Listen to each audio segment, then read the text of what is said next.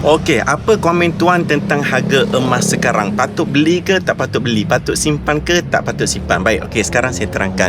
Okey, kalau kita tengok sekarang harga emas walaupun turun sedikit setelah ada all time high pada minggu-minggu yang lepas. Dulu harga emas tertinggi ialah 647 bagi akaun emas Get Public Gold. Sekarang ini harga emas telah pun menunjukkan penurunan ataupun major correction, yang mana pembetulan ini ialah pembetulan yang sihat. Yang mana kalau anda ialah seorang penyimpan emas, anda tak perlu risau kalau anda telah pun terbeli dahulu. Sebab apa?